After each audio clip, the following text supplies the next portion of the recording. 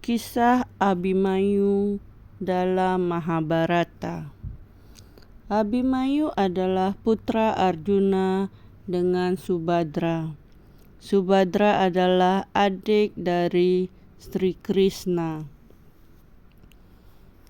Abhimanyu adalah ksatria termuda berusia 16 tahun, di mana dengan usianya itu dia telah pergi ke medan pertempuran. Abhimanyu menikah dengan Dewi Uttari. Uttari adalah putri Raja Wirata. Abhimanyu dan Uttari memiliki seorang putra bernama Parikesit yang lahir tak lama setelah ia gugur. Dalam kisah Mahabharata, pada saat Abhimanyu di dalam rahim ibunya, dia dapat mendengarkan percakapan ayah dan ibunya, yaitu Arjuna dan Subhadra.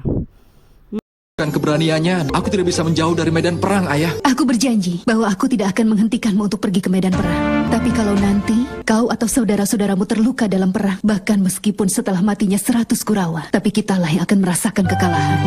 Karena itulah, di medan perang nanti kau tidak akan melakukan apapun yang tidak diminta. Aku tidak akan membuat janji seperti itu. Aku hanya bisa membuat satu janji, bahwa aku hanya akan mengikuti perintah dari Ayah Yudhistira. Itu janji yang sangat baik. Kelima ayahmu nanti, mereka pasti akan melindungimu. Dia memiliki ahli memanah sama seperti Arjuna ayahnya. Sejak dia lahir, dia diasuh oleh pamannya Krishna.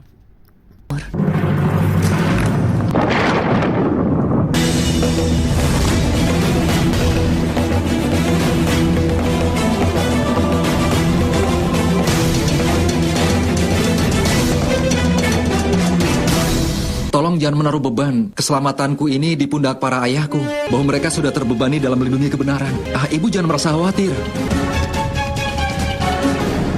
Akan kusatukan semua batu ini dan memakaikannya lagi. Selama seorang anak punya perlindungan dari ibunya, dia pasti tidak akan bisa dikalahkan. Selain itu, apalagi aku punya 2 orang ibu.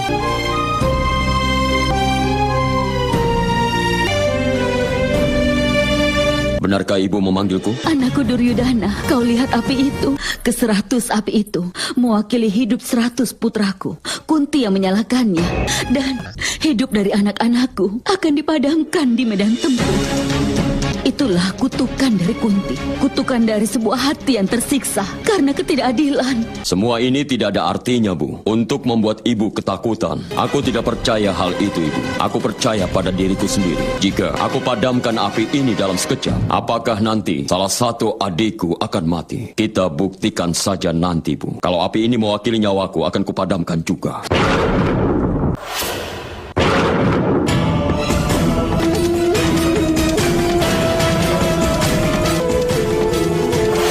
Bisa dipadamkan, bukan? Api-api itu hanya bisa dipadamkan di medan tempur. Karena itulah ibu memanggilmu agar kau tahu. Berhentilah memikirkan perang, nak. Minta maaflah pada Drupadi. Kembalikan semua harta mereka. Tidak mungkin, Bu. Tidak mungkin. Nyawa manusia tidak bernilai lebih tinggi daripada harga dirinya. Para Pandawa telah menghinaku. Pembalasan dendamku hanya bisa dituntaskan dengan kematian para Pandawa. Anakku Duryudana, pikirkan sekali ini saja keadaan ayahmu. Hatinya sekarang sedang sangat menderita. Ketidakpastian dari masa depan bahkan membuatnya tidak bisa tidur sepanjang malam. Duryudana, lihatlah kesedihan dari ibumu ini. Seorang ibu yang kehilangan anaknya akan merasakan penderitaan. Hidupnya akan jadi neraka. Bahkan kematian tidak mau mendekatinya. Kalau begitu katakan pada Ibu Kunti untuk merasakan penderitaan seperti itu. Karena mereka yang akan mati di medan perang adalah para Pandawa. Mereka akan mati. Ibu, Jangan biarkan semua api itu membuat ibu jadi merasa takut. Aku tidak percaya dengan semua ini, Bu. Jika menghidupkan dan mematikan api seperti ini bisa mempengaruhi hidup dan juga kematian seseorang, maka semua orang yang membuat api seperti ini di dunia akan Duryudana pasti akan dihukum untuk dosa-dosanya. Jika anak-anak yang mulia telah meninggalkan yang kuasa, maka mereka pasti akan binasa. Semua anak-anak Raja Destarastra akan mati di tanganku. Di hari anak-anakku mendapatkan kebebasannya akan jadi hari akhir dari seluruh kebahagiaanmu. Ini akan jadi pertempuran besar. Sebuah benturan kekuatan besar. Tidak. Ayah. Duryodhana. Tuanku, kau tidak apa-apa. Duryodhana. Aku sudah membunuh 99 orang saudaramu. Tolong selamatkan aku, ayah. Semua Widura, hentikan tangisan itu. Hentikan. Kakak, tenanglah, Kak. Kau tenanglah, Kak. Tenanglah. Semua tangisan itu hanyalah hayalanmu belaka. Tapi semua tangisan itu sebentar lagi akan terdengar dari medan tempur. Widura, aku mohon padamu, selamatkan putraku. Aku mohon selamatkan semua putraku. Aku bisa mendengar semua jeritan mereka dalam tidurku. Aku tersiksa dengan pikiran kematian mereka. Rasanya seperti seseorang yang memotong bagian dari tubuhku. Aku berdosa, Widura.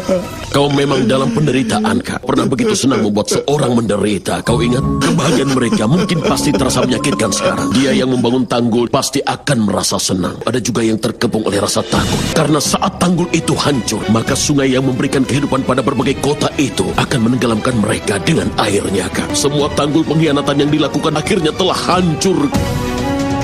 Itu akan menenggelamkan semua anak-anakmu. Semua anakmu akan tenggelam. Diamlah, Widura. Diamlah kau. Diam. Kalau kau masih berkata lagi tentang anak-anakku itu, maka aku akan memberikan hukuman mati padamu, Widura. Aku akan membunuhmu. Aku juga pasti mati pada akhirnya. Hanya dengan menghirup udara belaka tidaklah menentukan hidup. Saat hati hilang kebahagiaan dan jiwa kehilangan harapan, itu sama seperti kematian, Kak. Dengan perang ini, kemakmuran dari kerajaan Kuru akan segera hancur. Aku sudah mengabdikan seluruh hidup untuk kerajaan ini, Kak. Saat semua itu hancur nantinya, maka bagiku itu sama saja dengan mati. Kau juga akan merasakan penderitaan yang luar biasa. Tidak, Widura. Adikku, tolong tunjukkan sebuah jalan padaku untuk bisa keluar dari keadaan yang sangat mengerikan ini, Widura. Meski kita minta perlindungan dari Pandawa, para Pandawa akan menghukum anak-anakku dengan hukuman mati. Aku yakin mereka tidak akan lakukan itu. Kembalikan saja semua harta milik Pandawa dan minta maaflah pada mereka. Meski mereka mengalami peristiwa permainan dadu, mereka tidak akan melakukan hal yang kejam, Kak.